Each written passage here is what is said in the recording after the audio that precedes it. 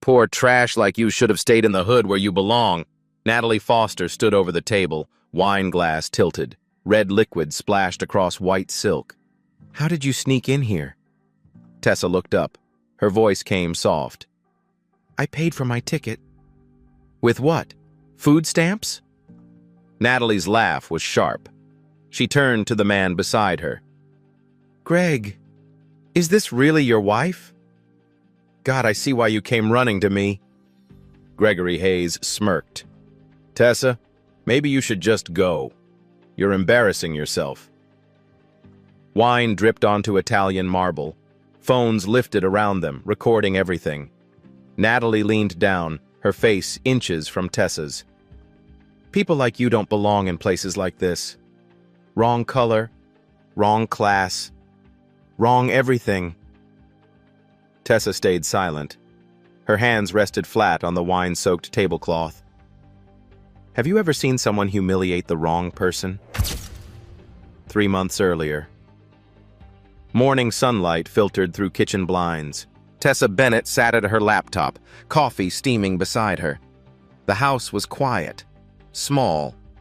A 2-bedroom suburban home with beige walls and second-hand furniture. Her screen showed a video call. 4 faces stared back at her from expensive offices. The Singapore acquisition needs another quarter, Tessa said.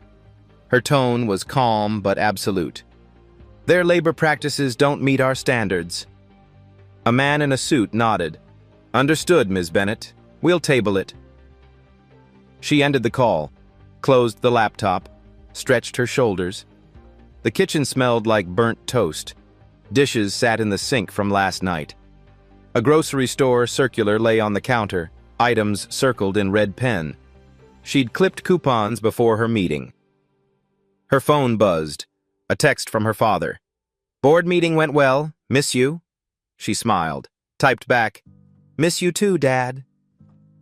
Tessa stood and walked to the closet. Her wardrobe held simple pieces, cotton shirts, dark jeans, one black dress for occasions, nothing designer, nothing flashy. She'd dressed this way since college. Her car sat in the driveway, a 2018 Honda Accord with a small dent in the rear bumper. The interior smelled like vanilla air freshener. Fast food receipts littered the passenger seat. She drove to the grocery store, pushed a metal cart through fluorescent-lit aisles, compared prices on chicken breasts, chose the store brand over name brand. The cashier smiled at her. She smiled back. You saved $12 with coupons today, the cashier said. Every bit helps. Tessa loaded bags into her trunk. This was her life. By choice. Nobody at the grocery store knew her last name meant anything. Nobody at the gas station recognized her face. She was just another woman in her 30s, living modestly, trying to get by. That's exactly what she wanted. 6 years ago, she'd met Gregory Hayes at a coffee shop. He was charming, attentive. He'd asked what she did for work. Consulting, she'd said. Not a lie, just not the whole truth. He told her about his marketing job, his dreams of moving up, his frustration with colleagues who had family money and connections. I want to earn everything myself, he'd said. No shortcuts. She'd loved that about him. They dated for 8 months, got married at a small courthouse ceremony. She wore a dress that cost $200. He wore a suit he already owned. She never told him about Bennett Global Technologies, never mentioned the trust fund, never explained that her consulting work meant advising her father's $87 billion company. She wanted him to love her, not her money. For the first 3 years, it worked. They were happy. He complained sometimes about their modest lifestyle, but she thought it was normal marriage stress. Then things changed. Gregory started working late. His phone was always face down. He took calls in the other room. When she asked questions, he got defensive. Why are you always so suspicious? He'd snap. She wasn't suspicious. She was observant. Last month, she'd found a receipt in his jacket pocket. A jewelry store. $15,000 for a diamond bracelet. Their joint account had maybe $3,000. Where did $15,000 come from? She'd checked their credit cards, found a new one she didn't know about. Hotels, restaurants, flowers, all charged to this secret card. She hired a private investigator, got photos within 2 days. Gregory with a blonde woman, holding hands at an upscale steakhouse, kissing outside a hotel. The woman wore the $15,000 bracelet. The investigator's report included a name: Natalie Foster, 29. Worked at Gregory's firm. Recently divorced from a wealthy older man, known for expensive tastes and social climbing, also known for something else. The investigator had pulled Natalie's social media history, screenshots of deleted posts, comments about diversity hires ruining the workplace, complaints about affirmative action taking jobs from qualified people. One post from 2 years ago: "Why do we keep lowering standards just to hit quotas?" Tessa had stared at those screenshots for a long time. She could have confronted Gregory immediately, could have filed for divorce, could have revealed everything. But she wanted to see how far he'd go, how much he truly valued her. The charity gala invitation arrived 3 weeks later, the annual spring event at Riverside Country Club. Tessa had attended for years, always donating quietly through her father's foundation. This year, Gregory said he couldn't go. Work conflict. She went alone. And that's where everything came crashing down. The country club terrace sparkled under afternoon sun. White tablecloths, crystal glasses, women in designer dresses, men in tailored suits. Tessa arrived at 2 o'clock. She wore her black dress, simple heels, small earrings. She'd pulled her hair into a neat bun. The hostess checked her name against the guest list. "Ms. Bennett, welcome back. Your usual table?" "Please." Her usual table sat in the corner, quiet, away from the main crowd, perfect for observing without being observed. She ordered sparkling water, picked up the auction program, flipped through pages of vacation packages, jewelry, art pieces. One item caught her eye. Educational Scholarship Fund. Starting bid $50,000. She made a note on her program. Music drifted from speakers. Classical. Soft enough for conversation. The terrace held maybe 80 people, donors, board members, local business owners. Tessa recognized several faces: a state senator, a hospital administrator, the owner of the city's largest car dealership. None of them recognized her. She'd made sure of that over the years. She pulled out her tablet, checked emails, reviewed a contract proposal, sent 3 messages to her team. At 2:30, movement near the entrance caught her attention. Gregory walked in. Tessa's fingers stopped on the tablet screen. He wore a navy suit. New, expensive looking. His hair was freshly cut. He was laughing at something. The woman beside him wore red, a tight dress that probably cost more than Tessa's entire wardrobe. Blonde hair in perfect waves. The diamond bracelet on her wrist caught sunlight like a disco ball. Natalie Foster. Tessa set down her tablet slowly. Gregory's face went pale when he saw her. He stopped mid-step. Natalie noticed his reaction and followed his gaze. Her eyes landed on Tessa. A smile spread across her face. Not friendly. Predatory. She grabbed Gregory's arm and steered him toward the bar. They ordered champagne. 2 glasses. Natalie's laugh carried across the terrace, too loud, too performative. Tessa returned to her tablet. Her heart rate hadn't changed. She'd expected this possibility. 10 minutes passed. Natalie whispered something to Gregory. He shook his head. She whispered again, more insistent. Drained her champagne glass. Grabbed a second from a passing waiter. Then she started walking, directly toward Tessa's table. Gregory followed a few steps behind, his face tight. Natalie's heels clicked on marble. The sound drew attention. Nearby conversations quieted. She stopped at Tessa's table, looked down. Her smile was venomous. Oh my God. Her voice carried. Greg, is that what do you call her? Your wife? She said wife like it was something dirty. Tessa looked up, met Natalie's eyes, said nothing. Honey, this event is $500 per plate. Natalie gestured around the terrace. Did you sneak in through the kitchen? A woman at the next table gasped softly.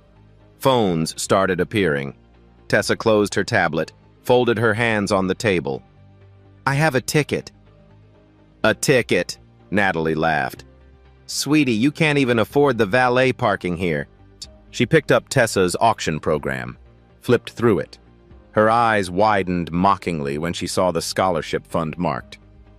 $50,000? She showed the page to Gregory. Baby, look at this. She was going to bid on this. With what money? Her welfare check? Gregory shifted uncomfortably. Natalie, maybe we should... Should what? Let her embarrass herself? Natalie tossed the program back onto the table. Greg told me all about you, about your little consulting job. What do you actually do? File papers? Answer phones? Tessa's voice stayed level. I do strategic planning. Strategic planning? Natalie repeated it like a joke. That's adorable. Is that what we're calling unemployment now? More phones lifted. A small crowd was forming. People weren't even pretending not to watch anymore. Tessa stood slowly, gathered her tablet and purse. Natalie blocked her path. Where are you going? Back to your sad little apartment? I'm going to another table. No, no, no. Natalie's face was flushed from champagne and attention. You came here to embarrass Greg, to remind him of his mistake. Well, let me tell you something. She grabbed Tessa's auction program again, held it up for everyone to see. This woman marked down items worth hundreds of thousands of dollars. She actually thought she could bid on these things. Natalie's voice got louder. Do you know how pathetic that is? Coming to events you can't afford, pretending to be something you're not? Tessa reached for her program. Natalie pulled it away. Greg has been carrying you for 6 years. 6 years of supporting someone who contributes nothing. Do you know what that makes you? The terrace was silent now. 80 people watching. Dozens of phones recording. Tessa looked at Gregory. He stood 3 feet away, hands in his pockets. Are you going to let her do this? His jaw clenched. Tessa, you shouldn't have come here. This isn't really your scene. Chki! Something flickered in Tessa's eyes. Pain, maybe. Or recognition.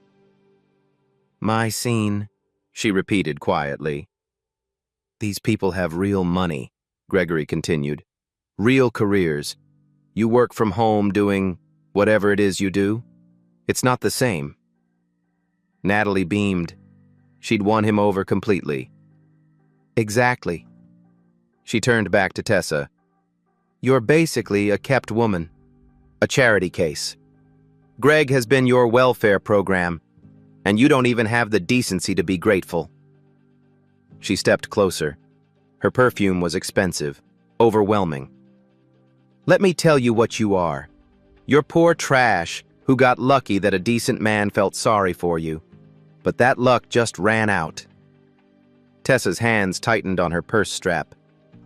You're drunk. I'm honest. Natalie's smile was cruel. Someone needs to say what everyone's thinking. You don't belong here. You don't belong with Greg. You don't belong anywhere near people like us.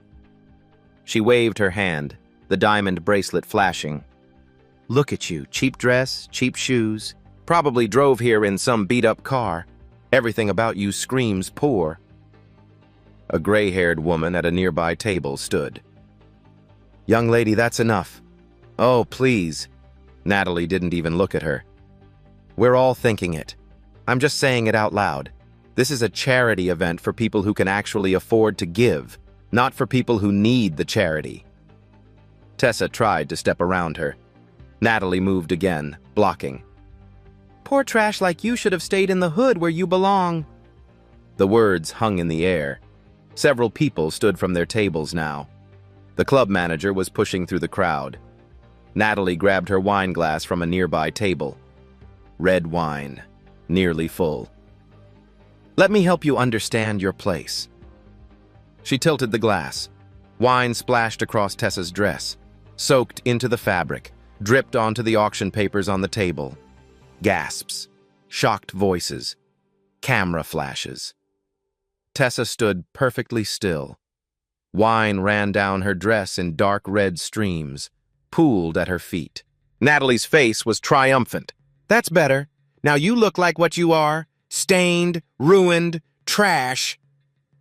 The club manager arrived. "Ma'am, I need you to step back. I'm a platinum member."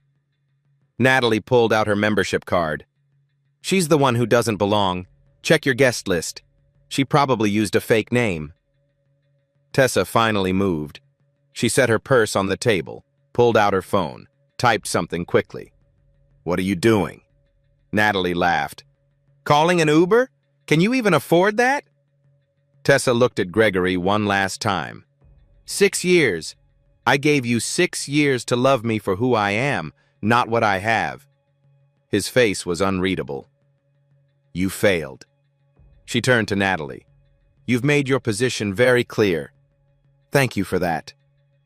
"Oh, don't act dignified now." Natalie's voice dripped with contempt. "You're standing there covered in wine, humiliated in front of everyone. You're nothing. You have nothing. You are nothing." Tessa picked up her purse, started walking toward the exit. Natalie called after her, loud enough for the whole terrace to hear. "That's right, run away!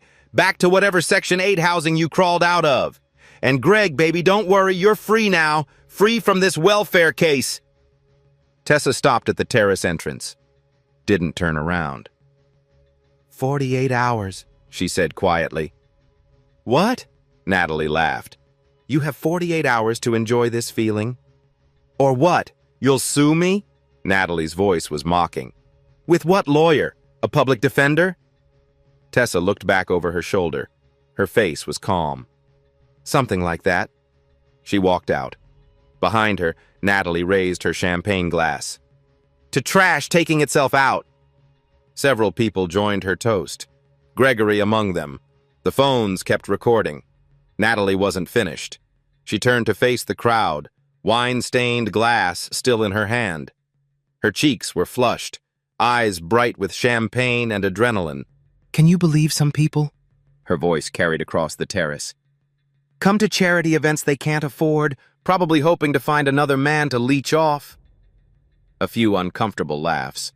Most people stood silent, unsure. The club manager stepped forward.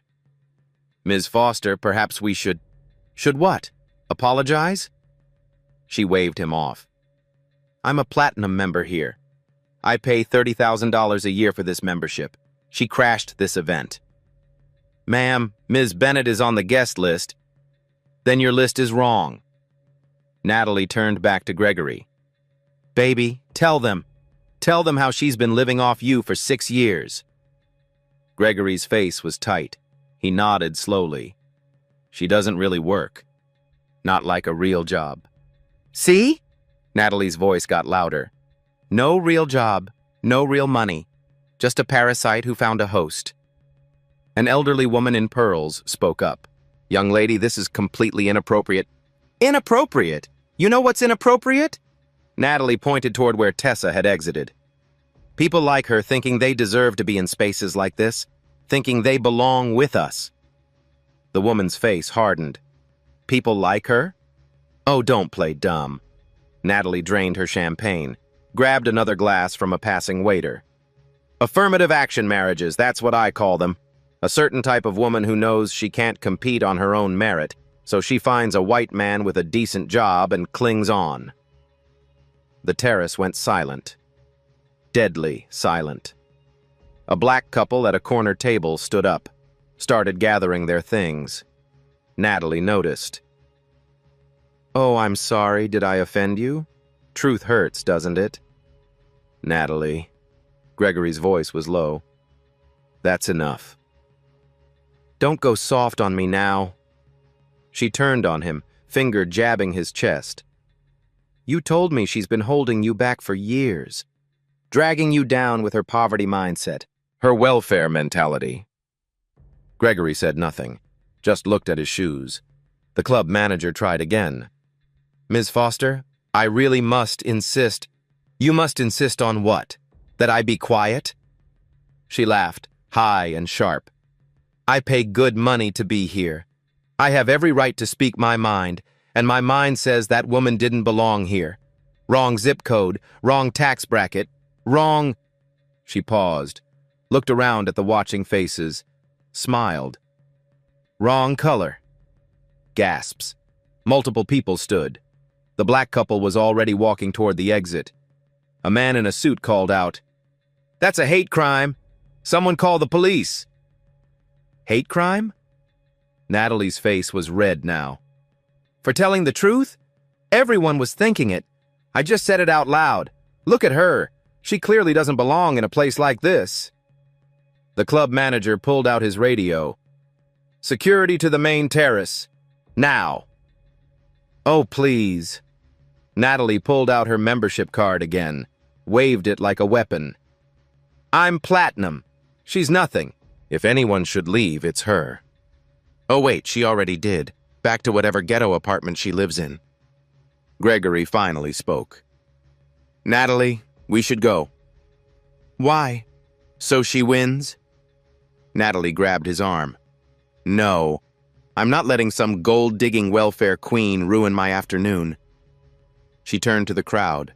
Her voice got louder, more theatrical. You all know I'm right. We work hard for our money. We earn our places in society. And then people like her come along, expecting handouts, expecting to be treated like equals when they've done nothing to deserve it. An older man stood. Young woman, you need to stop talking. Right now. Or what? You'll ask me to leave? She laughed. I belong here. She didn't. That's just facts. 2 security guards arrived, large men in dark suits. Ma'am, we need you to come with us. Are you kidding me? Natalie's voice hit a shriek. She's the one who caused a scene. She's the one who doesn't belong. Ma'am, do you know who I am? Do you know how much money I spend here? She turned to Gregory. Tell them, baby. Tell them we're members. Gregory held up his hands. I'm just a guest. Natalie has the membership. Her face twisted. Just a guest? You brought me here to... She caught herself, forced a smile.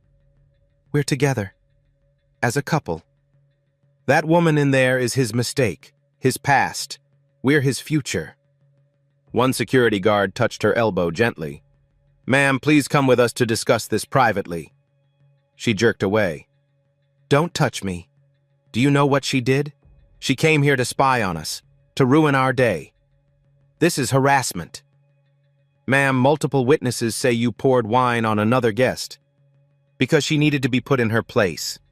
Natalie's voice was ice. Someone had to show her where she stands, at the bottom, where people like her belong. The guard's face hardened. That's assault, ma'am. Assault? She laughed. It's a lesson, a reality check.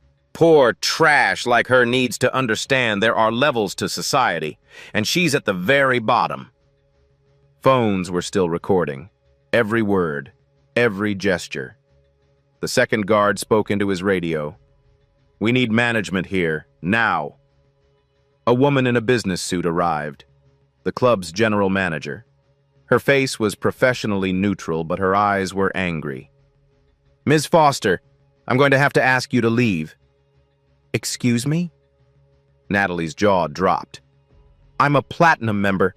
Your membership is under review as of this moment.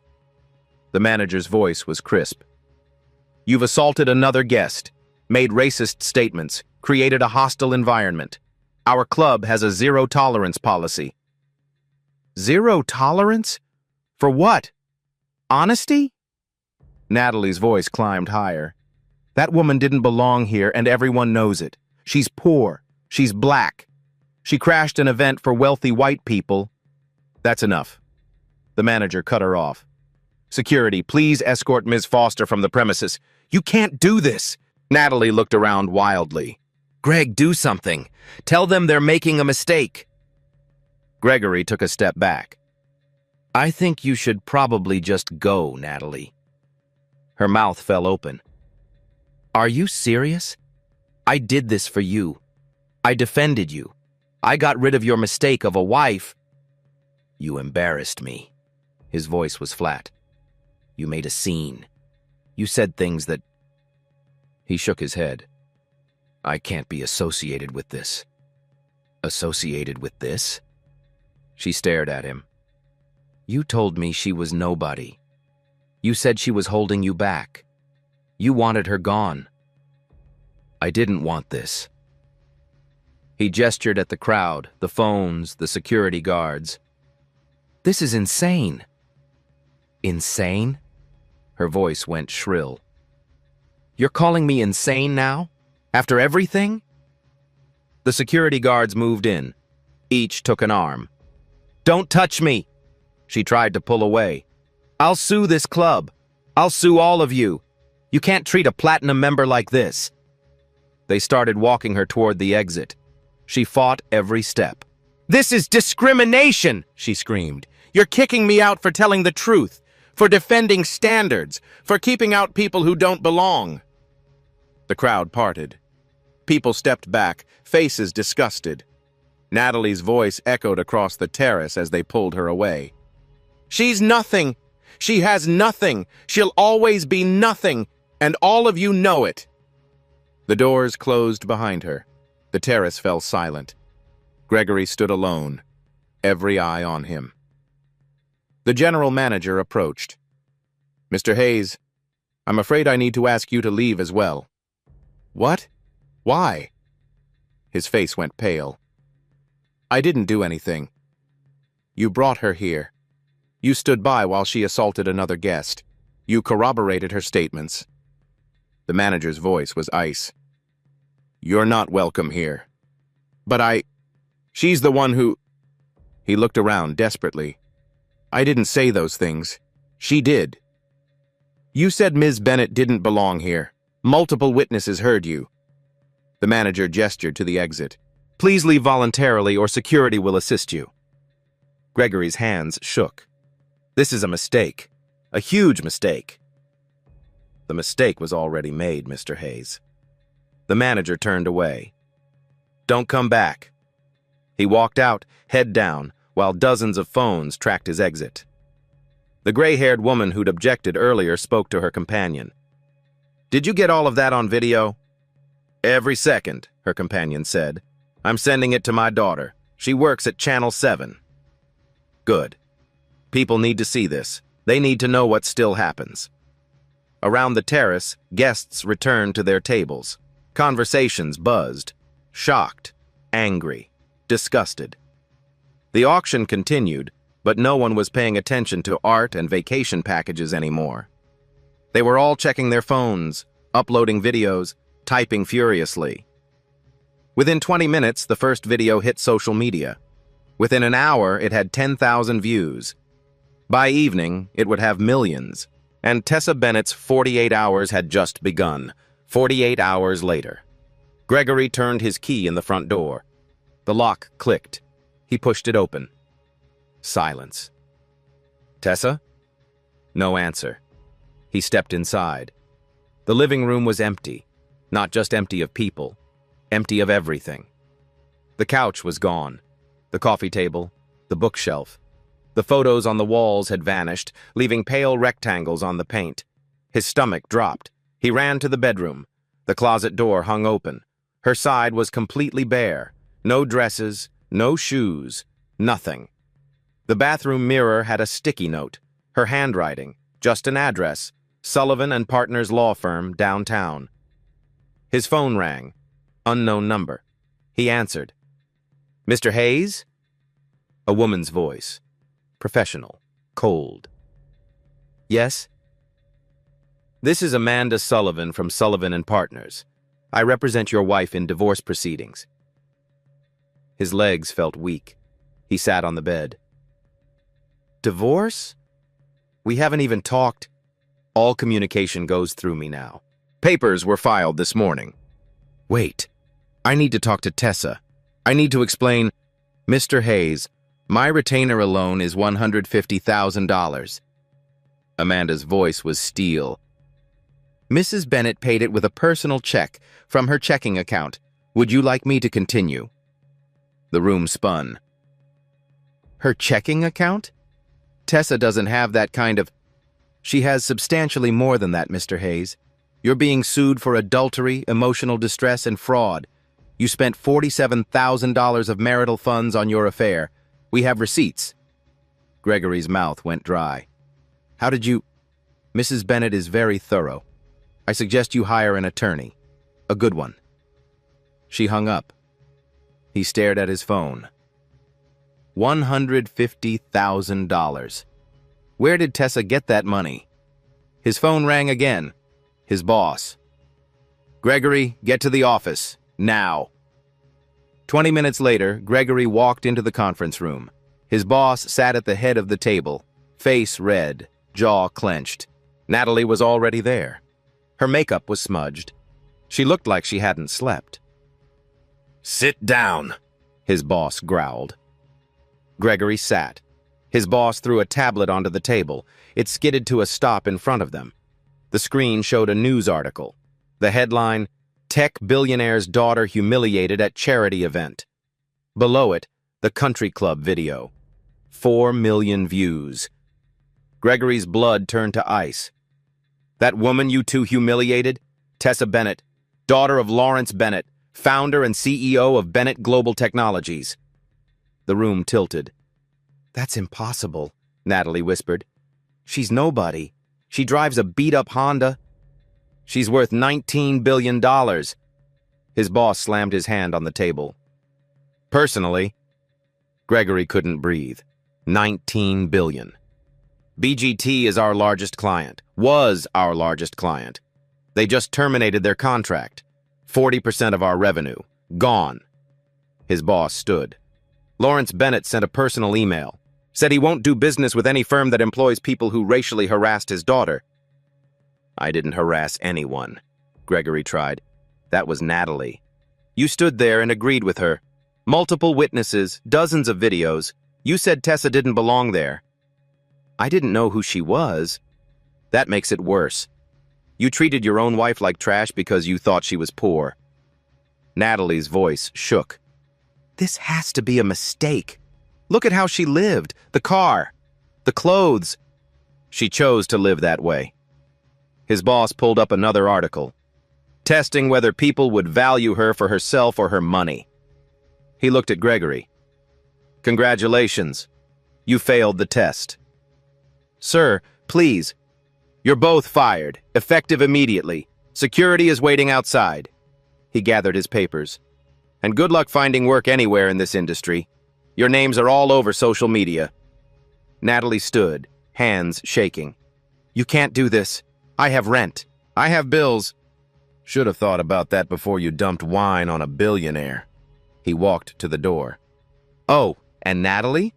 Mrs. Bennett's legal team filed a lawsuit against you this morning. $10 million in damages. Her face went white. $10 million? I don't have... That's your problem now. He left. Security guards appeared in the doorway. No! Natalie backed up. This isn't happening. Gregory sat frozen. His phone buzzed. A text from his mother. Did you really leave Lawrence Bennett's daughter? Are you insane? Another buzz. His father. Call me immediately. Another buzz. His brother. Dude, what the hell did you do? The security guard stepped forward. Time to go. Natalie was crying now, mascara running down her face. She's a billionaire.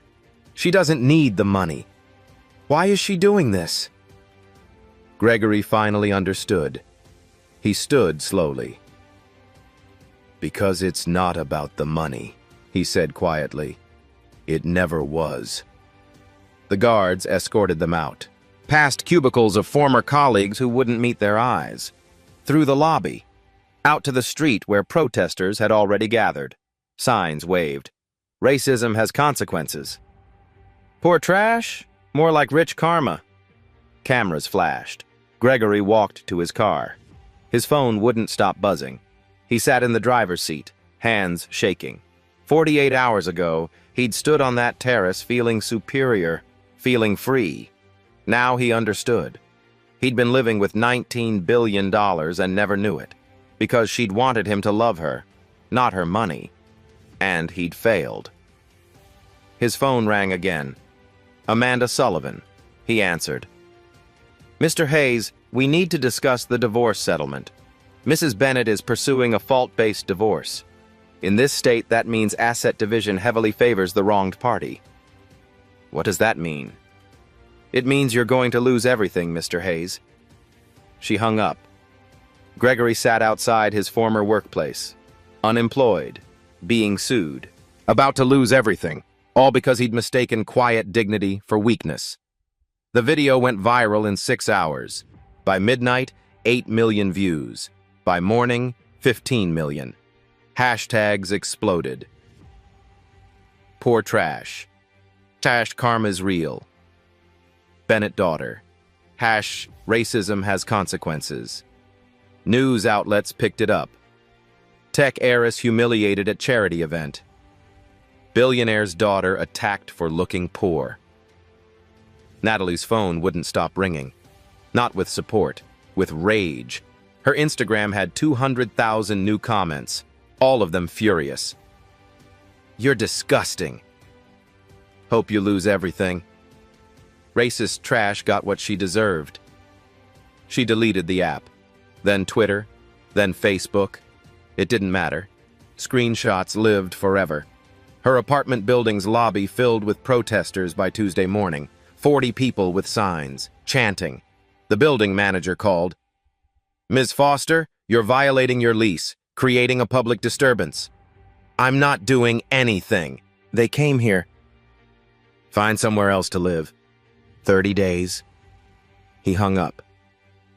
Natalie sat on her couch, shaking. Her phone buzzed with a new email. Sullivan and Partners law firm. She opened it. Legal notice, civil lawsuit, defamation, intentional infliction of emotional distress, civil rights violation, damages sought, $10 million. Her vision blurred.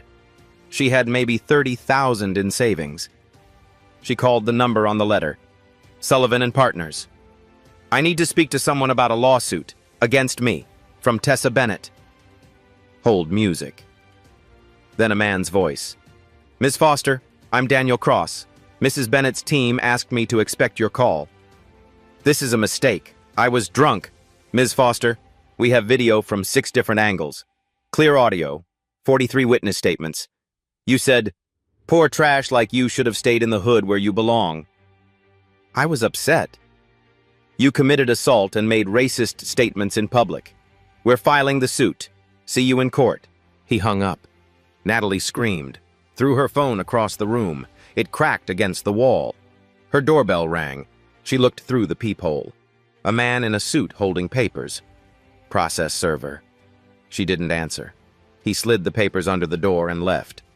Official notice, court date in 6 months. Her phone rang from across the room, still working despite the crack. Her mother. She crawled to it, answered. Natalie Marie Foster, what have you done? Mom, I just saw the video. Everyone in my bridge club saw it. Do you know how humiliated I am? I didn't know who she was. That makes it worse. You said those things to a stranger. You poured wine on her. Her mother's voice cracked. I raised you better than this.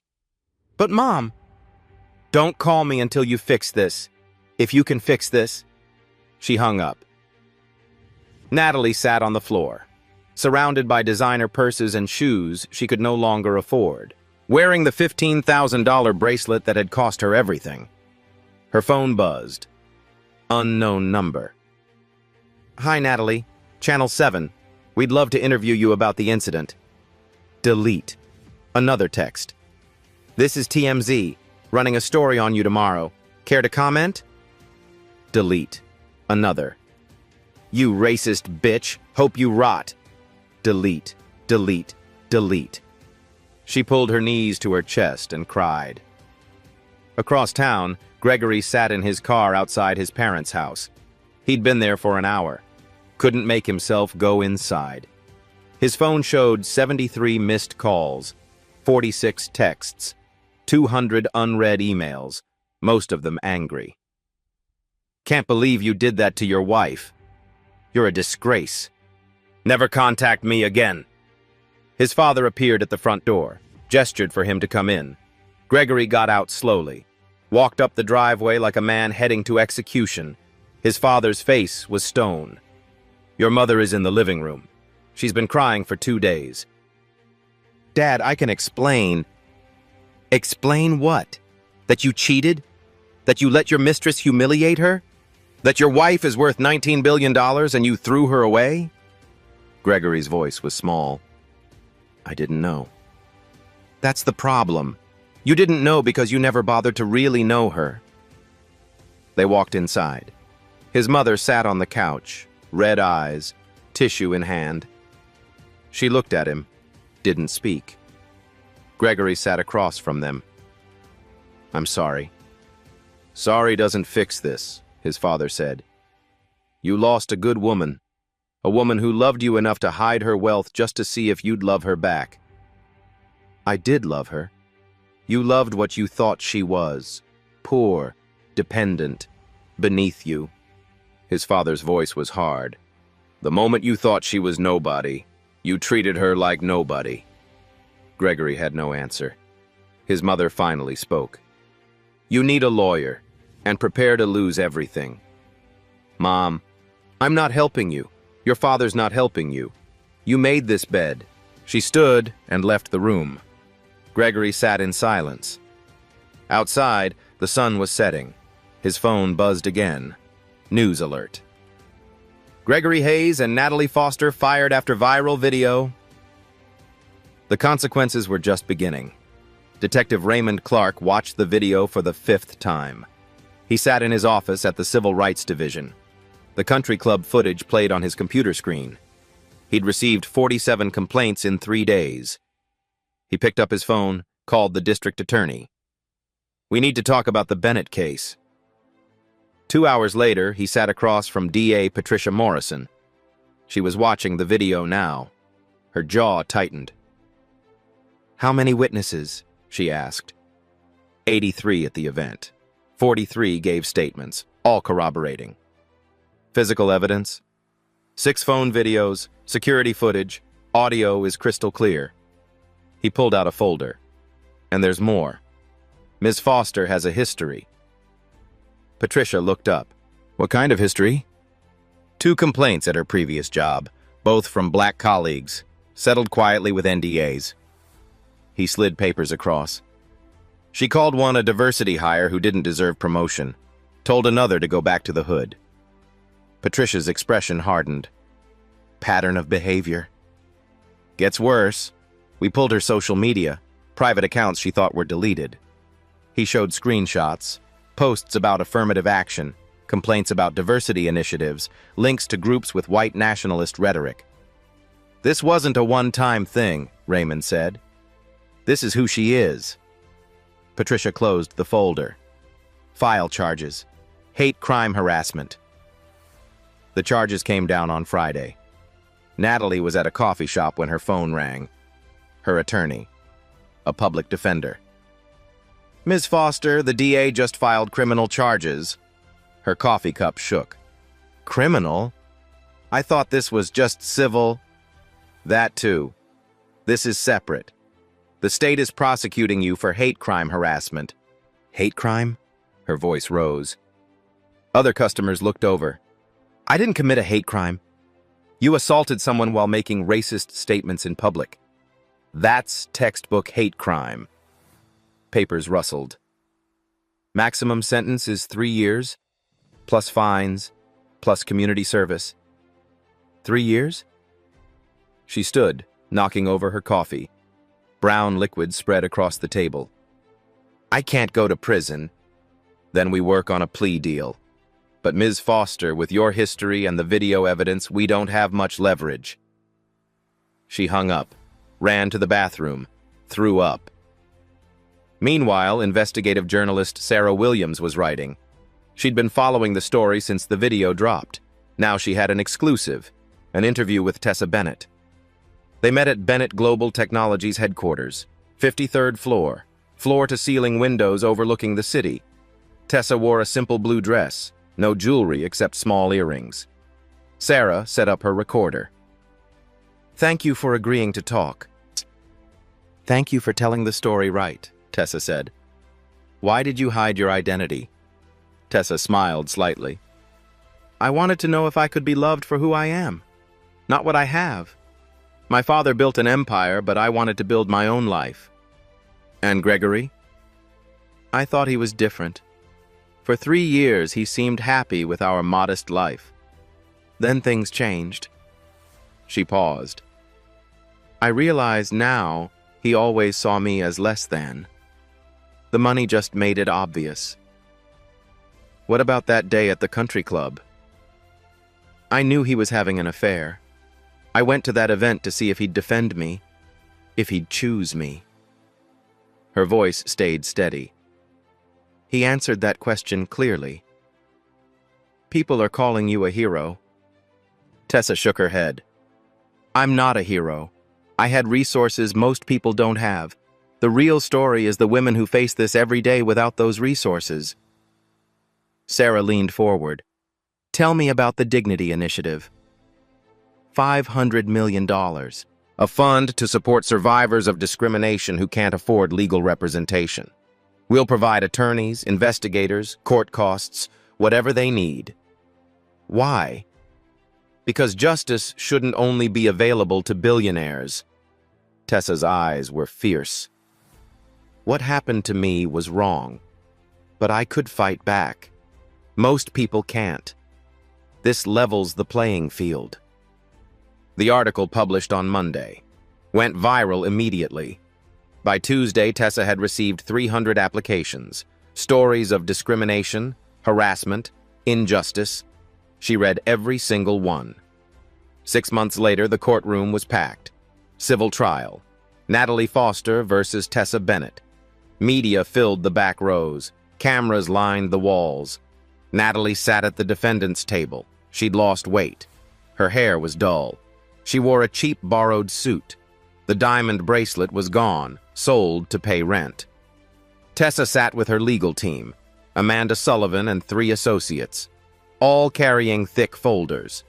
Judge Patricia Morrison entered, a black woman in her 60s. "All rise." The trial lasted 3 days. Amanda presented the video evidence first, all 6 angles. The jury watched Natalie dump wine, heard every word. "Poor trash like you should have stayed in the hood where you belong." Several jurors flinched. Then came the witnesses, guest after guest describing what they saw, the humiliation, the racial slurs. Natalie's attorney argued intoxication, emotional distress. It didn't work. On day 2, Amanda presented Natalie's social media history. Every deleted post, every racist comment, every link to extremist groups. The jury's faces grew harder. Expert witnesses testified about racial harassment, its psychological impact. On day 3, Natalie took the stand. It was a disaster. "Ms. Foster, why did you target Mrs. Bennett specifically?" Amanda asked. "I was upset about the affair." "But you were having an affair with a married man." "Why were you upset?" Natalie stammered. "I thought he was leaving her." "What did he say about Mrs. Bennett?" "That she was holding him back, that she didn't contribute." "You told Mrs. Bennett she should go back to the hood. Why did you assume she came from the hood?" "I didn't. That's not what I meant. You said wrong color, wrong class, wrong everything. What did you mean by wrong color?" "I wasn't talking about race." "Then what were you talking about?" Natalie's face flushed. She couldn't answer, contradicted herself, got defensive, angry. The jury saw everything. Closing arguments took 2 hours. The jury deliberated for 3. They returned with a verdict. Guilty on all counts. Defamation, $3 million. Intentional infliction of emotional distress, $2 million. Civil rights violation, $5 million. Punitive damages, $8 million. Total, $18 million. Natalie collapsed in her chair, sobbing. Judge Morrison spoke. Her voice carried authority. This case represents a clear example of racial animus displayed publicly and without remorse. The defendant's actions were calculated to humiliate based on race and perceived economic status. She looked at Natalie. While the plaintiff doesn't need this money, the award sends a message. Such behavior has real consequences. She banged her gavel. 2 weeks later, Gregory's divorce hearing. The judge reviewed the evidence, the affair, the $47,000 spent on Natalie, Gregory's statements at the country club. This is a fault-based divorce. Mr. Hayes, you committed adultery. You misappropriated marital funds. You publicly humiliated your wife. Gregory stared at his hands. The court awards Mrs. Bennett full marital assets. Mr. Hayes receives nothing. Additionally, Mr. Hayes will pay $250,000 in restitution. He will pay all court costs and attorney fees totaling $800,000. The gavel fell. Gregory left the courthouse with nothing. Natalie declared bankruptcy 3 months later. She couldn't pay the judgment. Would never be able to. She worked retail now. Minimum wage. Living with her sister. Her name was Toxic. Her face recognizable. The criminal trial came next. She pleaded guilty to avoid prison. 200 hours community service. 3 years probation. Mandatory bias education courses. Permanent record for hate crime. The consequences were real, permanent, inescapable. Justice had been served. 1 year later, Tessa stood at the floor-to-ceiling window of her office. Bennett Global Technologies stretched 53 floors below her. The city sparkled in morning sunlight. Her title had changed. VP of Social Impact, a role she'd created herself. The Dignity Initiative had grown beyond anything she'd imagined. $500 million deployed, 2,000 cases funded. Legal representation for people who'd faced discrimination but couldn't afford to fight back. A single mother fired for her accent. A veteran denied housing because of his race. A student expelled after reporting harassment. All of them now had attorneys, investigators, resources. 12 cases had already won. Settlements totaling $43 million. But more importantly, policy changes. Company reforms. Public accountability. Her assistant knocked. Ms. Bennett, Sarah Williams is here. Send her in. Sarah entered, recorder in hand. They sat by the window. 1 year later, Sarah said. How does it feel? Tessa considered. Different. I spent 6 years hiding who I was. Now I'm using it to help others. What about Gregory and Natalie? Gregory works construction in another state, trying to rebuild. Natalie is working retail, still paying debts. Do you regret how hard you came down? No. Tessa's voice was firm. They didn't just hurt me. They revealed something ugly. The consequences were proportional. Some say you used your wealth as a weapon. I used my wealth as a shield. There's a difference. Tessa leaned forward. Every day black women face what I faced, but they don't have billions to protect them. They lose jobs, homes, dignity, and no one cares. She paused. What happened at that country club wasn't unique. It was just filmed. The real injustice is how many times it happens without cameras, without consequences. Is that why you created the Dignity Initiative? Exactly. Justice shouldn't require a trust fund. Sarah nodded. I heard you're engaged. Tessa smiled. His name is David. He runs a nonprofit providing legal aid. We met through the Dignity Initiative. Did he know who you were? from day one, and he loved me anyway. Her smile widened. Turns out when you're honest from the start, you attract honest people. Any message for people watching? Tessa looked directly at the camera. If you've witnessed discrimination, speak up, record it, report it, be the witness someone needs. Her voice grew stronger. If you've experienced it, know that you deserve dignity regardless of your bank account. Resources exist now. Organizations like the Dignity Initiative. We're here. She paused. And if you think you can treat people as less than because of their race or background, understand this. Consequences are coming. Maybe not today, maybe not tomorrow, but they're coming. That day at the country club, I chose power over anger. Not the power of money, but the power of dignity. Quiet dignity isn't weakness, it's strength. It's choosing your moment, and when that moment comes, striking with precision. Sarah turned off her camera. That was perfect. After Sarah left, Tessa returned to the window. Her phone buzzed. A text from David. "Dinner tonight? My place. I'm cooking." She smiled. Typed back, "Perfect. I'll bring wine." Below, the city moved. City, millions of people living their lives. Some facing injustice, some fighting back. She couldn't save everyone, but she could help. Her desk held folders, new applications, each one a story, each one a person who deserved justice. She sat down, opened the first folder, got to work. Because quiet dignity wasn't about staying quiet forever. It was about choosing when to roar. If this story moved you, share it. Not for the drama, but for the message. Comment below. Have you ever witnessed someone judge another person based on assumptions? What did you do?